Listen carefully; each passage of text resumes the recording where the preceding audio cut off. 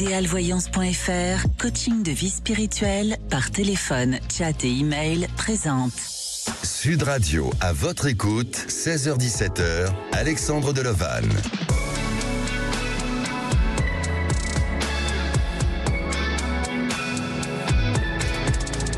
Bonjour à tous, je suis très heureux de vous retrouver pour cette heure d'écoute, mais aussi finir cette semaine avec vous. Le numéro d'appel, c'est le 0826 300 300. Alors hier, parmi nos auditeurs et auditrices, nous avons écouté Christine. Christine a le sentiment que son compagnon vit une double vie avec son ex, mais celui-ci est dans le déni. Alors les psychanalystes vous diront que le déni est un mécanisme inconscient de défense visant à ne pas considérer une partie de la réalité, et ce refoulement inconscient est souvent lié à une émotion forte que la conscience ne parvient pas à interpréter. Et cette conscience, cette conscience se réfugie dans le déni, elle refuse la perception de la réalité et rejette le ressenti de l'intolérable. Alors vivre aux côtés d'une personne dans le déni, c'est tout un travail d'accompagnement psychologique, car souvent ces personnes refusent généralement de l'aide, mais rien n'est impossible. Aujourd'hui, si vous écoutez cette émission, ce n'est sûrement pas que vous êtes dans le déni, mais dans une démarche de comprendre et d'apprendre au travers des témoignages que nous confient nos auditeurs au quotidien, car cette émission, c'est aussi la vôtre. À 16h30, j'aurai le plaisir d'avoir à mes côtés Vérone Garnier, formatrice dans les arts divinatoires. Elle va nous parler du tarot de Marseille et de la carte du jour, celle qui fera résonance pour nous tous. À présent, vous pouvez appeler le 0826 300 300, mais aussi échanger et partager vos avis dans le groupe À votre écoute sur Facebook. Aujourd'hui, à la réalisation de l'émission, c'est Lucille, au standard, Aude et Jordan.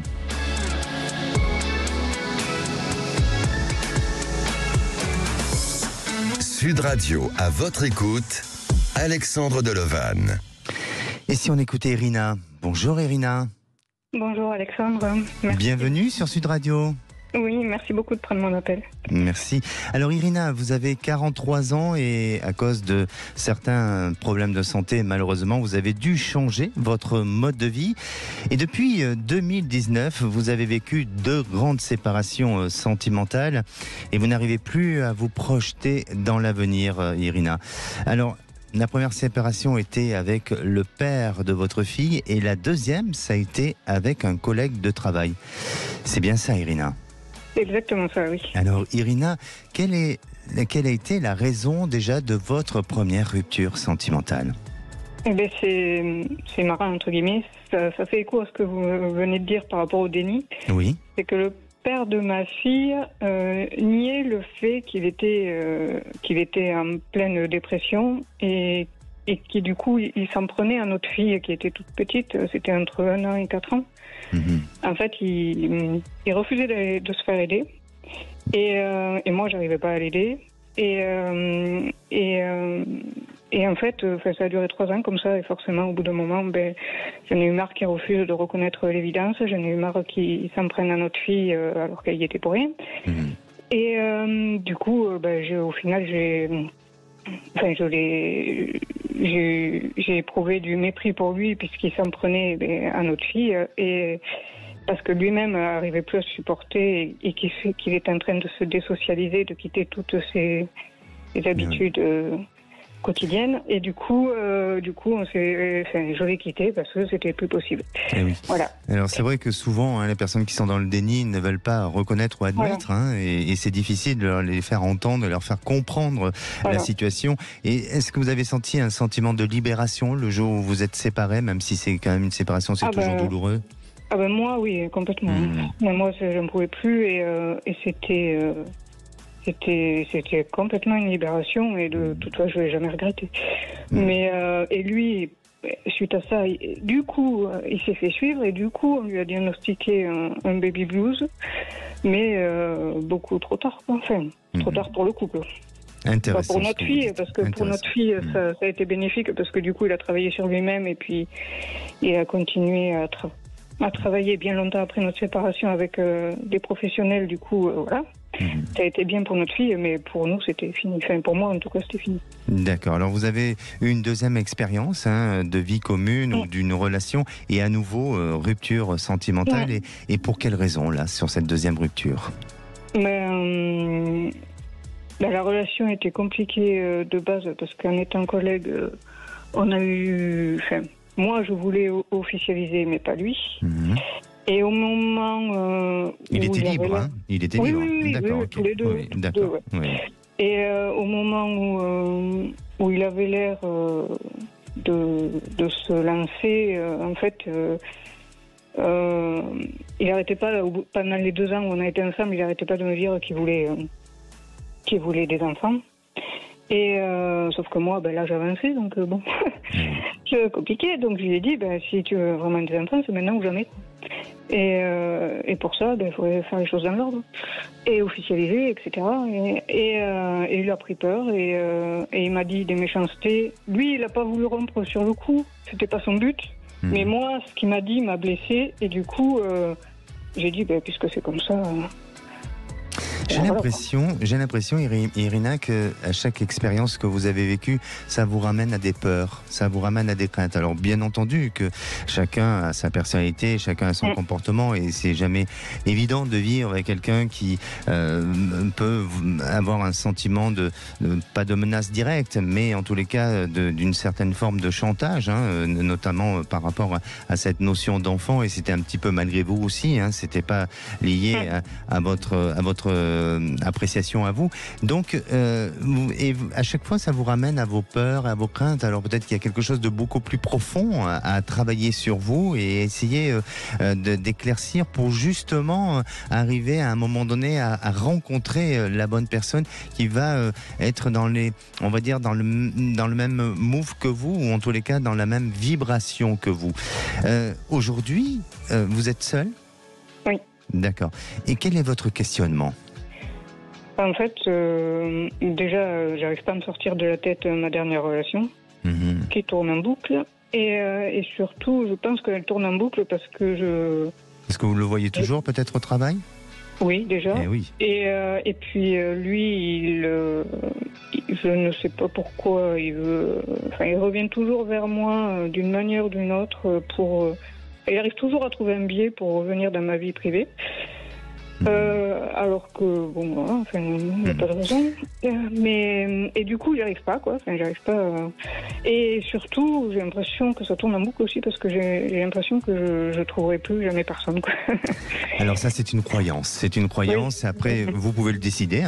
Il y a des personnes qui ont envie de vivre seules et qui n'ont pas forcément envie de se projeter dans un couple ou dans un avenir de construction et dans une relation sentimentale. Mais ça, c'est une croyance. Alors, moi, vraiment, Irina, si je pourrais me permettre de vous le dire ainsi, mais essayez de vous faire aider, de vous faire accompagner. Parce que je crois que effectivement, vous rencontrez des hommes qui ont des jugements ou qui ont des prises de décision qui sont quand même dures pour vous, qui sont pas évidents et qui vous renvoient à chaque fois à des blessures, à des fragilités, aussi à vous amener à une perte de confiance. Mais parce que vous avez besoin peut-être aussi de travailler un petit peu sur vous pour justement ne plus attirer ce genre de personnes, mais aller vers une personne qui va peut-être à un moment donné avoir la même vision de vie que la vôtre. Ensuite, en ce qui concerne cet homme, pourquoi il est toujours là ? Bon, effectivement, le fait que vous le voyez au travail, et ça vous rappelle tous les jours qu'il existe, qu'il est là, et qu'il y a son empreinte qui est près de vous. Donc, c'est tout à fait logique. Et lui, c'est pareil, il en est de même de son côté. Donc, c'est logique. Mais surtout parce que votre relation a été un petit peu inachevée.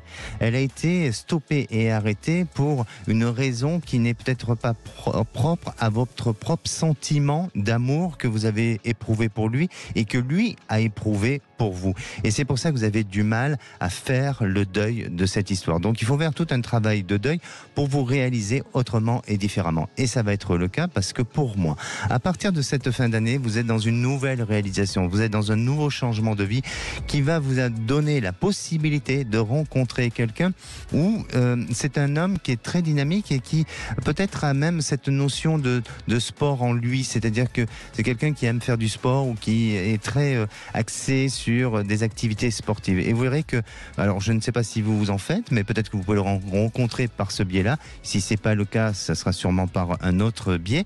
Mais vous verrez qu'avec cette personne, là, vous serez sur le même niveau et la même envie de vous construire ensemble.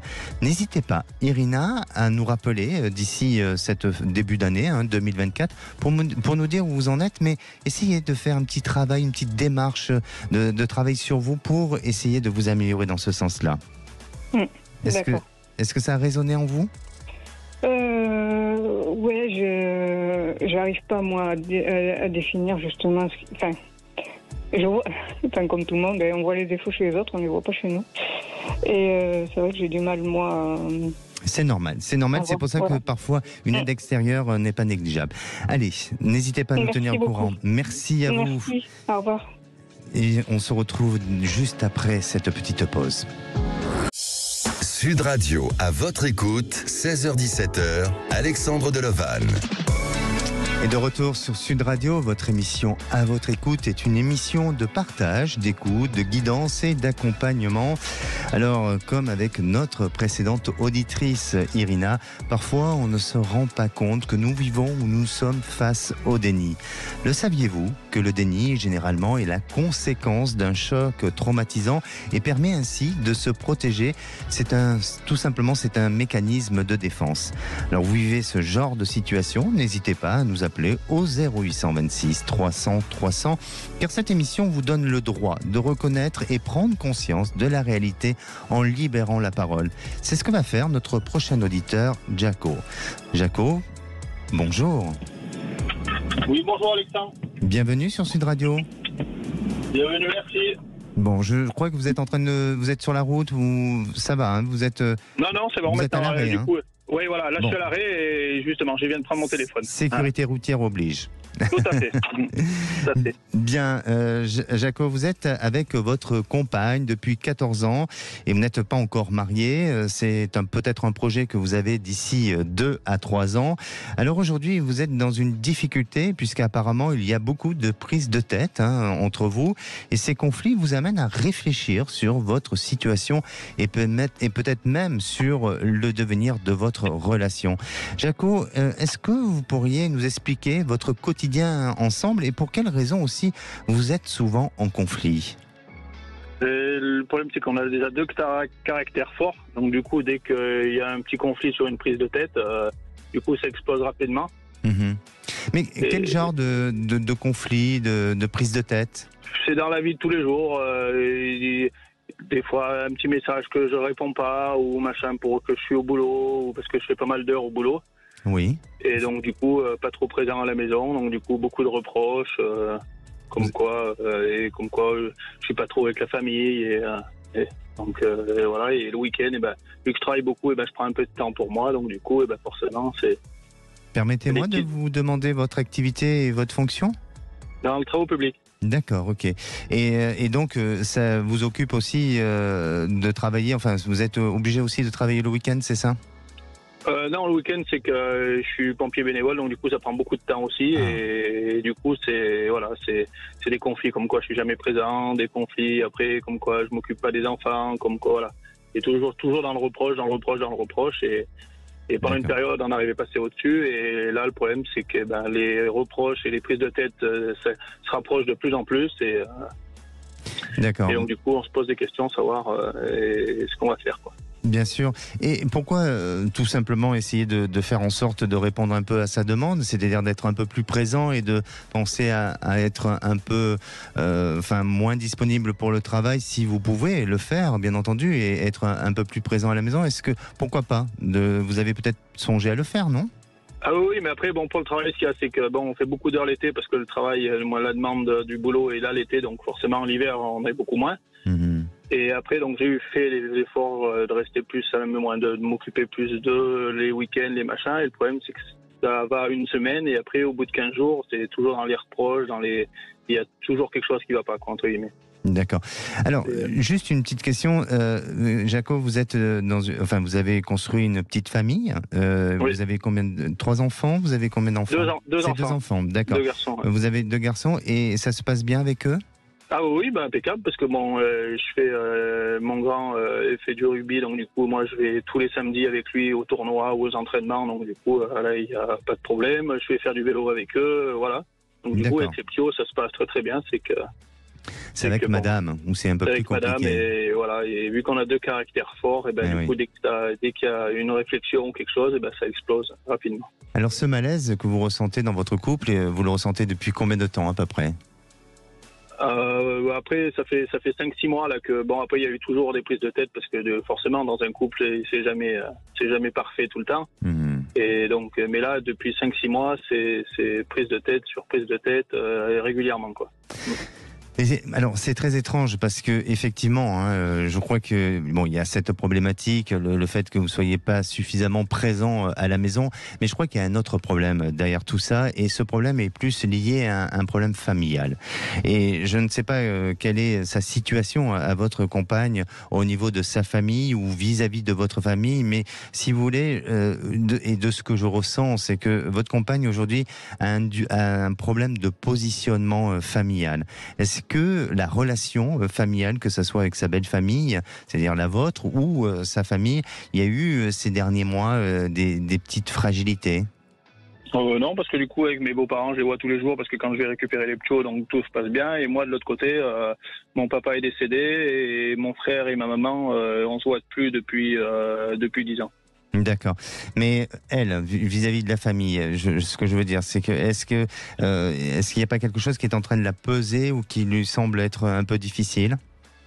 Non, parce que du coup elle est vachement en famille, donc du coup elle voit son papa tous les jours, sa maman tous les jours, elle était en vacances, elle les a vus tous les jours, elle est vachement famille à comparer de moi quoi. Moi je suis beaucoup moins famille, et elle est vachement proche, vachement famille, faut qu'elle appelle papa, maman tous les jours, voilà.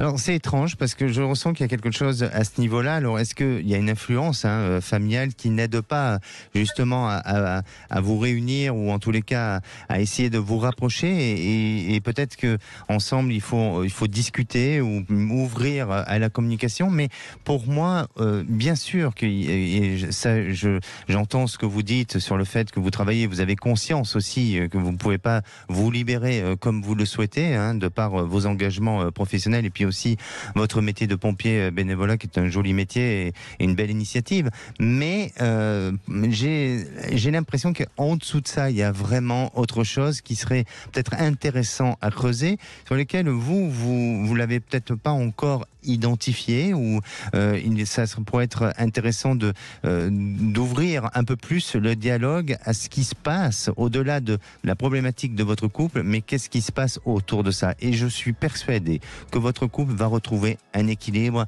d'ici quelques mois. Pour moi, il est important de vous ouvrir plus à la communication, d'essayer de ne pas rester sur des entêtements ou de rester sur un détail qui a été dit, mais d'aller plus loin pour essayer d'améliorer le quotidien. Et ça ne changera pas forcément l'initiative, ou en tous les cas le rythme dans lequel vous êtes au niveau travail, mais vous verrez que ça apportera autre chose. Je ne veux pas dire que vous échappez à quelque chose, mais je pense que il y a un problème qu'il faut peut-être essayer d'aller un peu plus en profondeur pour essayer ensemble d'améliorer tout ça, parce que je ne sens pas votre couple s'arrêter. Vraiment. Oui, parce qu'après on sait que voilà, on est amoureux l'un de l'autre, il n'y a pas de problème, on sait qu'on s'aime, mais voilà, c'est toujours après forcément, à force des conflits, tu te poses des questions quoi. Évidemment. Et puis à un moment donné, le sentiment aussi s'efface, s'éloigne, et puis on perd confiance, et puis on dit des mots qui vont trop loin, qui sont trop forts et qui blessent la personne, et ça manque de respect, et je peux le comprendre. C'est pour ça, de ce que je ressens, c'est que ça va s'améliorer, mais aujourd'hui on reste sur des arguments bien définis alors qu'il y a autre chose. Et ça, allez, je vais vous donner un rendez-vous. Vous allez nous rappeler dans 2 mois. D'accord. Oui. Le Standard va prendre note. On va vous rappeler dans 2 mois pour nous tenir au courant, parce que je sais que ça va s'améliorer. Bon, très bien. Essayez de discuter avec. D'accord. Oui. Non, mais il n'y a pas de souci. Après, on discute. Voilà, on arrive à parler. Bon, pas en face, parce qu'on parle par SMS et tout, parce qu'en face, dès qu'il y a un petit mot, machin, c'est voilà, les crises et les machins, et en face de moi, machin. On se retrouve dans 2 mois. D'accord. Allez, il n'y a pas de souci. Je vous remercie. Merci. Allez, ne bougez pas, on se retrouve dans un instant. Sud Radio, à votre écoute, 16h-17h, Alexandre Delovan. Et de retour sur Sud Radio, il est 16h30. Le temps est venu pour accueillir mon invité Vérone Garnier. Alors Vérone Garnier est formatrice en art divinatoire et aussi coach d'avenir. Bonjour Vérone. Bonjour Alexandre et bonjour à tous les auditeurs de Sud Radio. Je suis heureux de vous accueillir sur l'antenne. Alors Vérone, vous allez nous parler un petit peu du tarot de Marseille, mais surtout vous allez nous donner la carte du jour et son interprétation universelle et tout ce qui résonne en nous surtout. Tout à fait, oui Alexandre, parce que le tarot est un merveilleux outil de guidance. Je dirais même que c'est l'un des plus puissants supports de développement personnel, enfin en tous les cas à mon avis. Alors voilà, aujourd'hui j'ai tiré une lame de tarot spécialement pour vous, chers auditeurs, et cette lame est la carte de l'empereur. Ah, super, l'empereur. Et oui, alors notre empereur, il incarne la volonté d'être concret, d'être solide, d'être franc.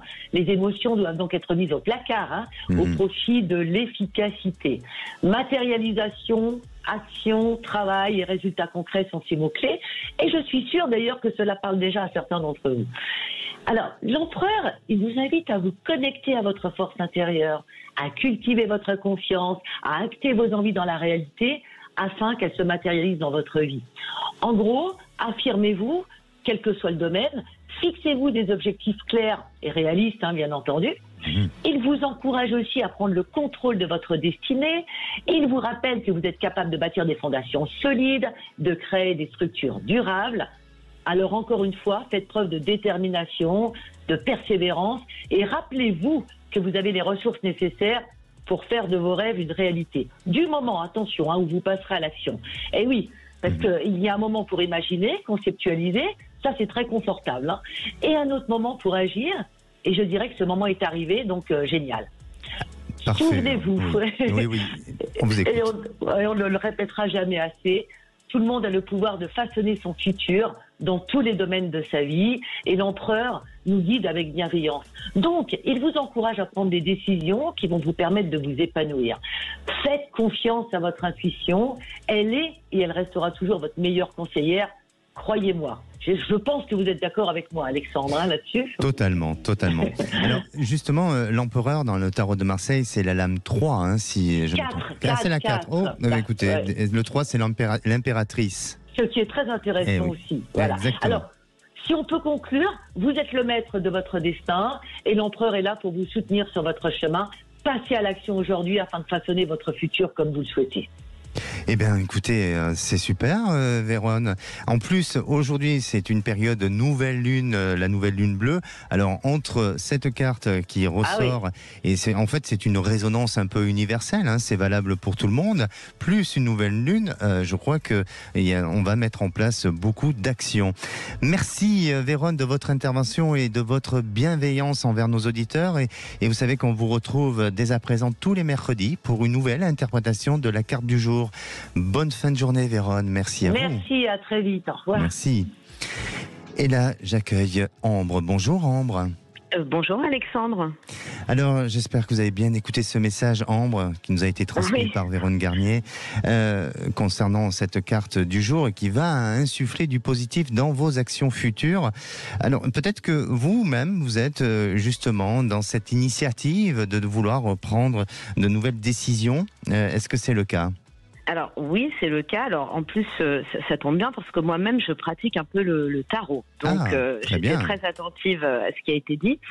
Et oui, en effet, j'aimerais donner une nouvelle impulsion à ma carrière professionnelle. Alors Ambre, pardonnez-moi si je reprends bien mes informations. Vous êtes enseignante dans l'éducation nationale depuis 15 ans, en lycée et en université. Vous êtes agrégée de lettres et vous avez tenté de passer 2 fois le concours qui malheureusement n'avait pas été jusqu'à sa réussite. Alors, expliquez-nous déjà quel est le concours que vous avez passé et quelle était vraiment la difficulté de ce concours. Oui, alors il s'agit d'un concours d'encadrement, ce qui impliquerait que je ne sois plus devant des élèves, mais que je travaille davantage avec des chefs d'établissement, des enseignants. et ainsi pour les aider à mettre en place les réformes et à mettre en œuvre leur enseignement. Ce concours est en 2 parties, une partie d'admissibilité, une partie écrite que j'ai réussi les 2 fois, et puis un oral, la partie admission. Et cet oral, est davantage, je dirais, presque un entretien de personnalité. Oui. Voilà, et il y a très peu de postes, et les 2 fois j'ai échoué à cet oral à très peu de points. L'année dernière, c'était même, la dernière fois, c'était même à 1 point.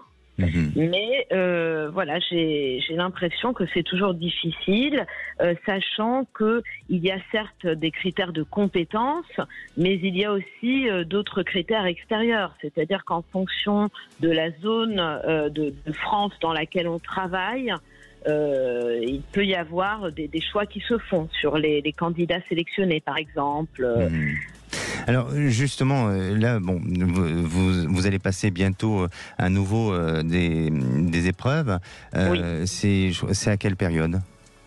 Alors, les écrits en décembre. En décembre. Et voilà, et l'oral en mars. D'accord. Et vous voulez savoir si vous allez réussir ? Exactement. Exactement, oui.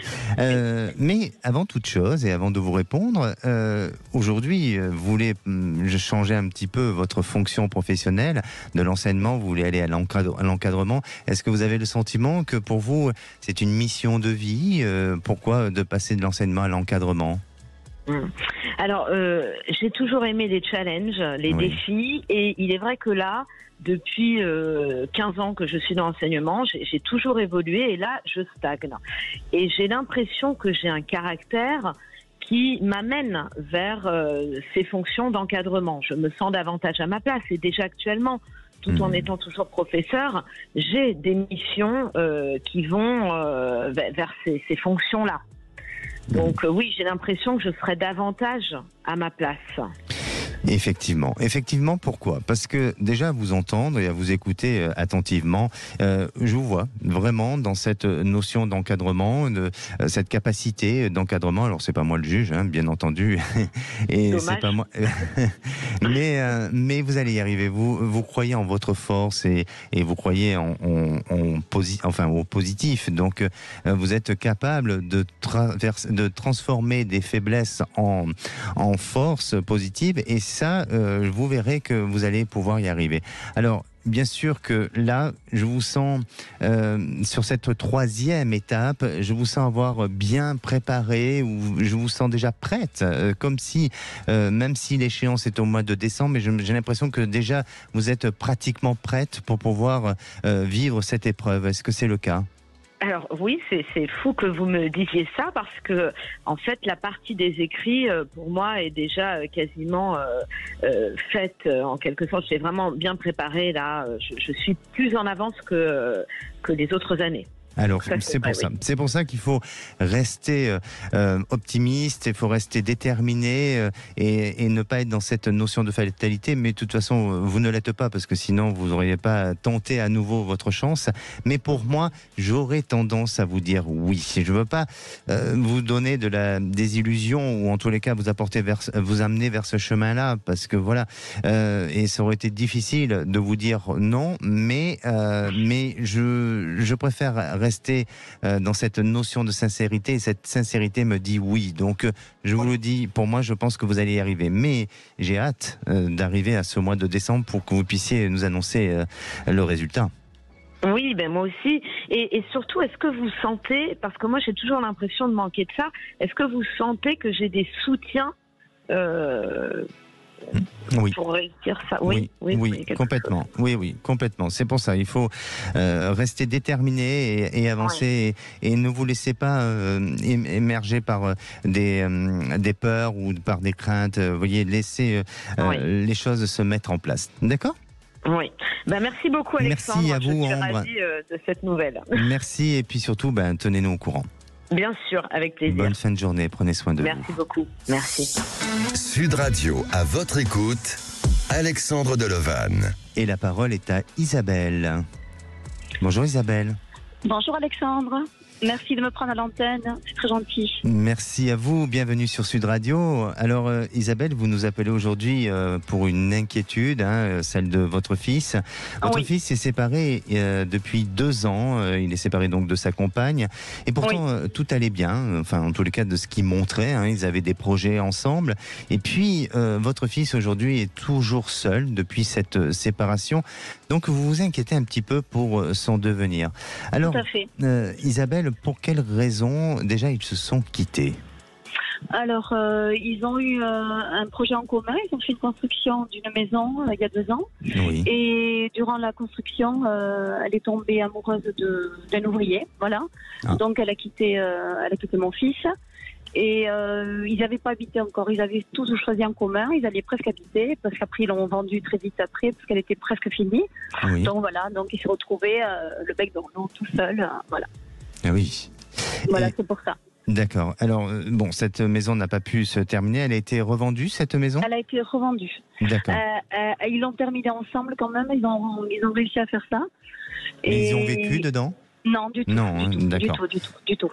Et ils l'ont revendue. Est-ce que j'imagine qu'ils n'ont pas fait de bénéfice sur cette maison? Ça a été. Alors ils en ont fait un petit peu. Ah, oui. très bien. Ils en ont fait un petit peu. De ce côté-là, vous savez, ça se vend bien les maisons. Donc je pense que de ce côté-là, ils ont fait un peu de bénéfice. Oui. Bon, très bien.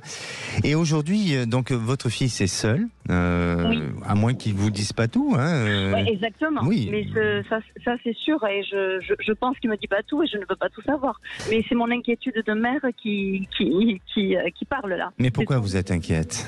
Parce qu'il a 31 ans et il est tout seul. Voilà, son frère, il a quelqu'un et des fois je le sens me regarde dans le vide un peu, voilà. Mais bon, c'est mon inquiétude de maman quand je m'oublie encore. Oui, bien sûr, voilà, c'est normal.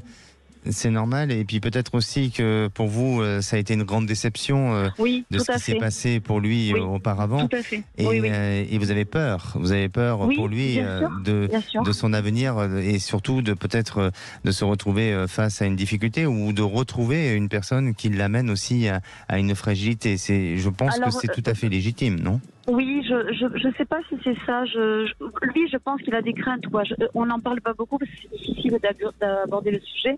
Mais lui, je pense qu'il a des craintes de faire d'autres rencontres qui finissent comme elle a fini celle-là, parce qu'il aimait beaucoup cette fille. Elle aimait beaucoup, et moi aussi d'ailleurs. Mais bon, mais voilà, c'est comme ça. Voilà, je suis inquiète par rapport à ça. Il a toujours des liens avec son ex ? Non, c'est terminé.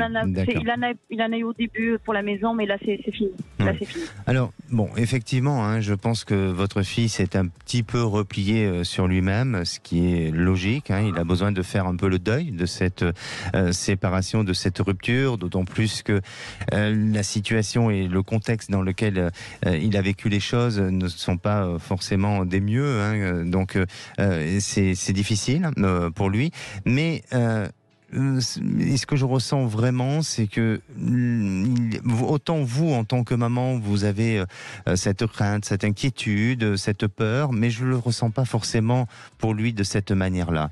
C'est-à-dire qu'aujourd'hui, il se laisse ce temps nécessaire pour réfléchir sur soi. Il se laisse ce temps aussi de récupération, peut-être de réflexion. Et même, je dirais que votre fils a peut-être un désir de partir ailleurs.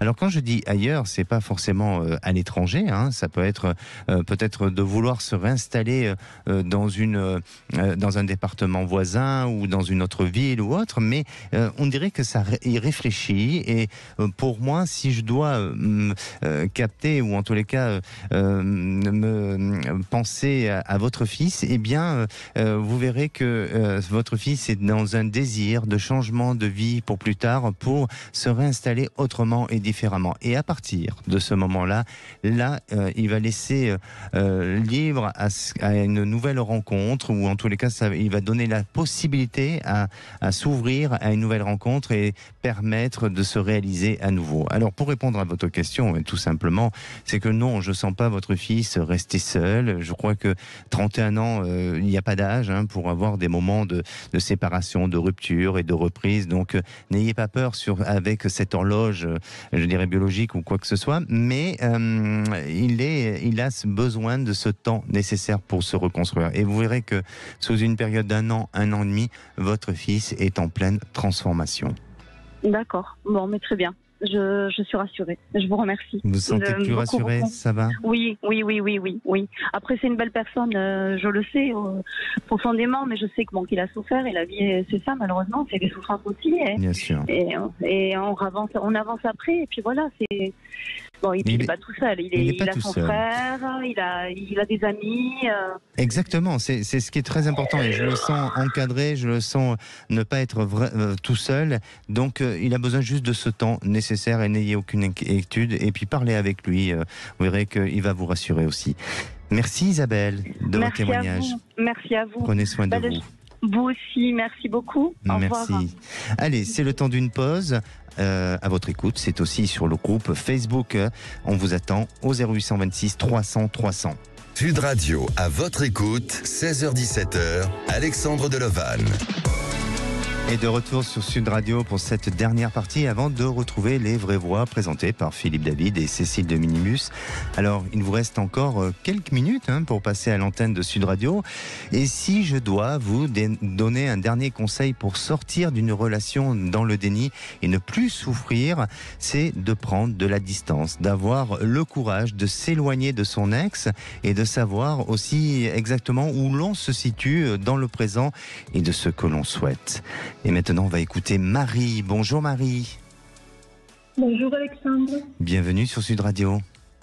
De même, je suis enchantée de participer. Ah, très bien. Ça vous parle, le déni ? Un petit peu. Un petit peu, d'accord. Oui. Alors, Marie, pardon, j'allais dire Dani, mais non.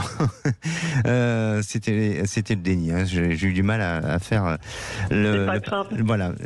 Alors, vous fréquentez votre ami depuis 2 ans et demi. Vous êtes connu par le biais d'un site. Comme quoi, c'est possible de rencontrer des personnes par le biais d'un site ou de réseau. C'était le seul moyen. Bon, parce que vous êtes un peu isolé ou de quelle manière ? Pourquoi c'était... Non, je m'isolais. Ah, vous vous isolez. Bon, vous voyez comme quoi ça peut servir. Bon, aujourd'hui, vous ne vivez pas ensemble, mais il vous a caché qu'il était en instance de divorce. Alors, il vous a caché, quand vous dites qu'il vous a caché, pourquoi ? Parce qu'il ne vous l'a pas dit immédiatement, vous l'avez su au bout de combien de temps ? Il me l'a caché au début. Oui. Au début, pendant 1 mois et demi à peu près, on ne se voyait pas les week-ends, ce que je trouvais quand même bizarre. On ne se voyait que la semaine. Mais Marie... et le week-end... Oui. Comment ? Dites-moi. Oui, le week-end, il me disait qu'il allait voir ses petits-enfants. D'accord. Mais Marie, est-ce que vous avez le sentiment que c'est un mensonge ou que c'est caché ? Peut-être que tout simplement il ne vous l'a pas dit pour ne pas vous effrayer. À la limite... Voilà, je pense qu'il m'a menti pour me protéger au début et puis il me l'a dit. Et oui, parce que, qu'il vous l'annonce au bout de 2 ans, ok, là il y a un souci, ou 1 an, là il y a un souci. Mais 1 mois et demi, est-ce que, attention, je ne suis pas en train de cautionner tout ça, mais est-ce que c'est tout simplement pour vous protéger, peut-être aussi parce qu'il avait envie que cette histoire fonctionne et que vous ne fuyez pas ou que vous ayez une réaction un peu avec une impulsivité, peut-être que, est-ce que c'est pas ça aussi ? Et c'était ça, il me l'a dit. Il me l'a avoué. Il vous l'a dit, d'accord. Alors, depuis quelque temps, vous avez beaucoup d'échanges téléphoniques, mais depuis quelque temps, vous le sentez fuyant. Disons qu'on se voit très peu, alors ou tout va bien, ou alors allez, il fuit, et puis il revient. Quand moi je veux mettre du large un petit peu entre nous, c'est là qu'il revient. On dirait que je suis attachée, que je ne peux jamais partir, puis rien n'avance. Il cherchait à se rapprocher de chez moi aussi en voulant déménager parce qu'on habite à 2 heures. Puis au début, là, il cherchait activement, mais rien ne lui plaisait. Pourtant, c'était ce qu'il recherchait. Oui. Donc rien ne s'est fait. Oui. Et rien n'avance. Donc là, je suis dans l'impasse que je ne sais même plus où me situer. Je comprends. Mais quand je reviens sur le mot fuir, quand vous dites qu'il fuit, mais il fuit à quoi ? C'est pas lui qui fuit, il dit plus rien. Il dit plus rien. Voilà. Oui. Et donc, vous posez la question, quel avenir ensemble, c'est ça ?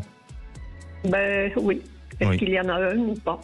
Alors, moi, je pense que c'est quelqu'un qui manque un petit peu de motivation. C'est-à-dire que le fait que vous ayez une distance géographique, vous êtes à combien de l'un et de l'autre?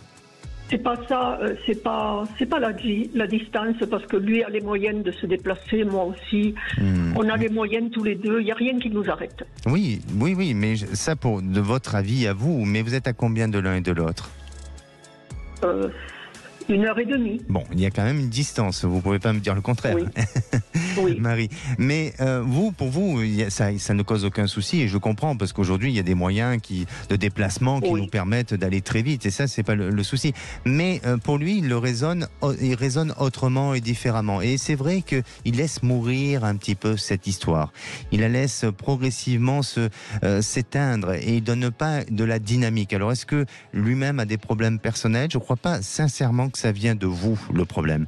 Je pense que c'est lui qui se laisse aller un petit peu dans son état d'esprit, qui se laisse vivre un peu comme ça, et qui malheureusement n'amène pas à aller plus loin ou à essayer de sauver son histoire. Alors, je vous sens à un moment donné réagir, mais alors vivement, c'est-à-dire essayer de vouloir prendre une décision radicale, c'est-à-dire peut-être tout simplement d'une rupture. Et là, je le sens se défendre, et je le sens aussi vouloir essayer de sauver la situation, et de peut-être ensemble de redéfinir une idée, un projet, et de vous rapprocher de l'un et de l'autre. Pour moi, votre histoire n'est pas terminée. Elle est juste en train de s'épuiser, elle est juste en train de, je dirais, de se faner un petit peu, mais vous verrez qu'à la suite d'une réaction un peu, pas brutale, mais assez déterminée, eh bien, lui-même va prendre conscience qu'il a été trop loin, et que les choses, il faut les repositionner, il faut redresser, comme on dit, il faut redresser la barque. C'est marrant ce que vous dites, parce que c'est ce que je suis en train de faire. Ah, ben très bien. Alors n'hésitez pas à nous tenir au courant pour la suite, d'accord? Oh, merci. Merci à vous, merci. Marie. Alors on va voir. Merci beaucoup. Bonne fin de semaine à vous. Et merci pour cette émission, c'est super, et continuez comme ça. Et pour conclure, je dirais, prenez soin de vous.